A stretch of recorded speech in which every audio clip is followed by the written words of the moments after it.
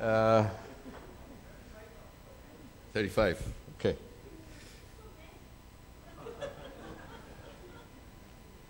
Well, we have a great set of speakers for the session.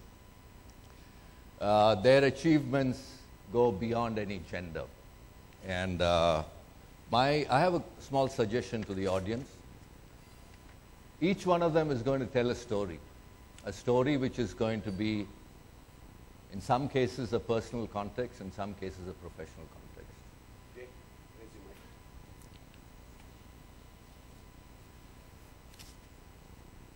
I want you to listen. While you're listening to the story, I also would like you to connect with the emotions and the context.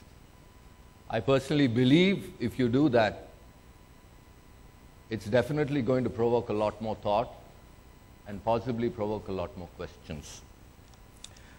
So I'm not going to be speaking too much. I'm going to let this galaxy of speakers do the talking. But I just want to assert my right here on time management. I just want to tell the three speakers, there are 3 lights there. Green means you continue to share your knowledge. Even Amber, if you run out of it? no. Well, you can continue to wing it. You have the right to be here and talk, so it's okay. If it's amber, speed up your sharing of knowledge. If it's red, reserve it for another day. So, thank you very much. We will start with Shobana. Would you prefer to speak at the podium, or would you? I don't care. Yeah, but that's good then. Okay, It'll be something to hold on to. thank you.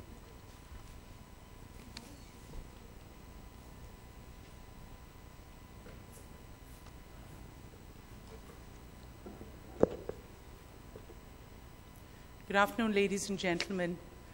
When I was here this morning, everyone asked me if it was my first trip to Coimbatore, and I said I've actually been here 3 times, and that's saying a lot for my Bharat Darshans, because I've never been to too many places 3 times.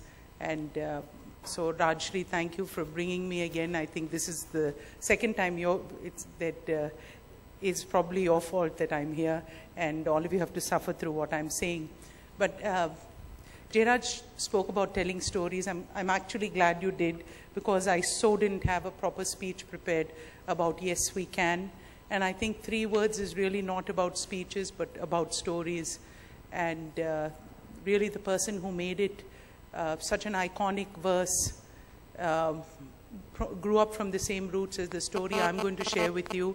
And that's my dad. He probably was the first person in his village to get a higher education, to move out, and he was the first doctor. He went to the US and learnt whatever he could there, but always had that idealistic idea that I will come back to India someday. And I think he did it more so because of my mother, because she didn't want 4 daughters growing up to be Americans. She wanted us to be good little Indian girls.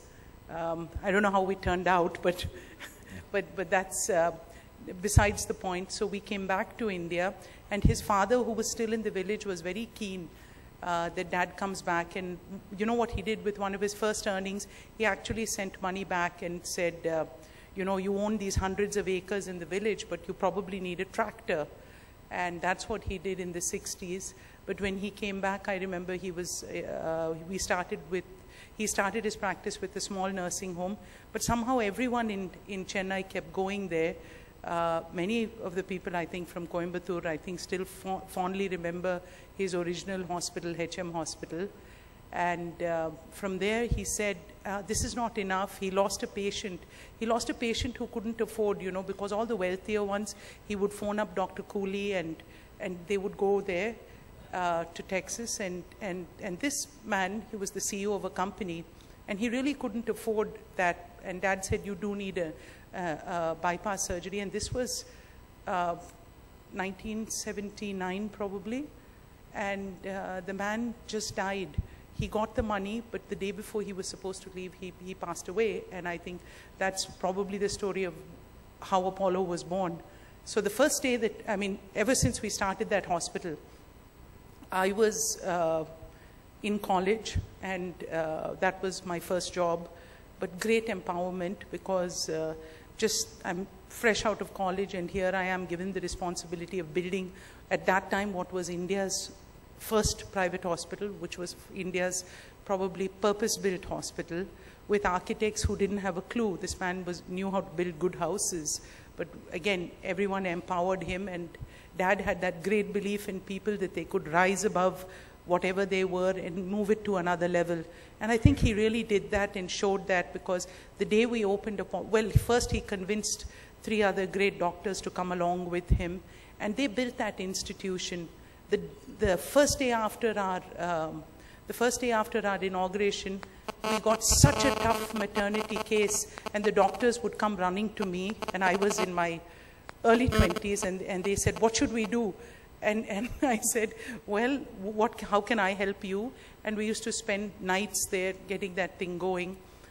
Today the story is very clearly, yes, we can, probably, yes, he did, because in the short span that Apollo's been around, we actually had a stamp dedicated to us for our 25th year, and I think that no other institution has that. So thank you for that. But it shows that, you know, we can put together great service. And the story of yes, he could was the government's greatest honor of a Padma Vibhushan.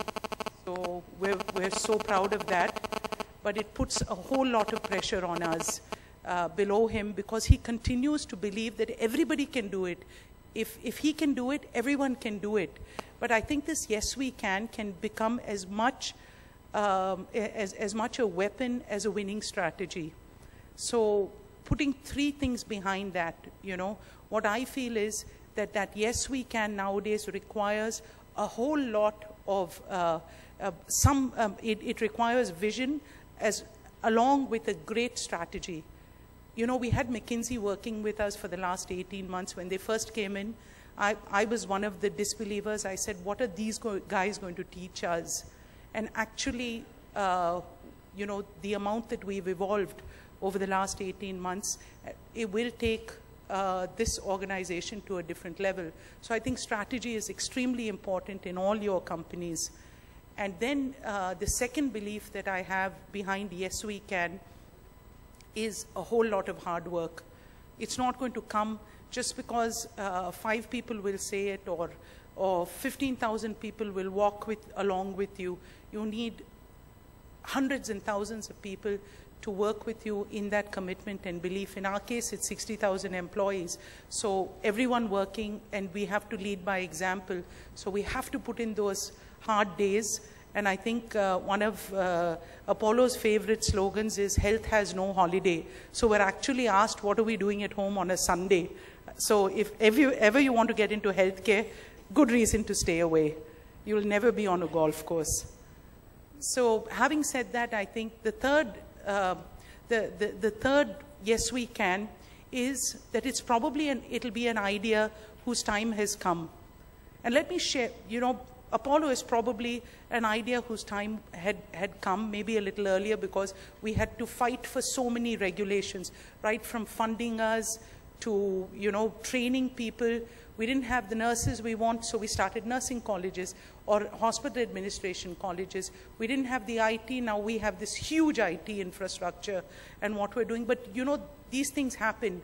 But let me come, I think, you know, one of the interesting things that I read about, you know, past President Obama's, you know, after his election, is that really his Yes We Can slogan came because he actually went out there. His people hit the streets. They signed up so many new voters.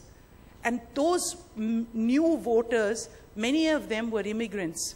So that's a perfect population. And what they say is that in the US, probably 20, 30 years from now, white American might not be able to get a majority of the votes because of the way what's happening with the country. So he did it ahead of time. And it required a lot of hard work. It required his vision, his commitment, his strategy, and so much hard work that he put in there. And I think as great leaders, I don't have to tell you all from Coimbatore, because so many of you are entrepreneurs. Your dads, your grandfathers, all of you have built this city. You know these things. What I'm worried about is that the second generation can, would probably do these things and work hard.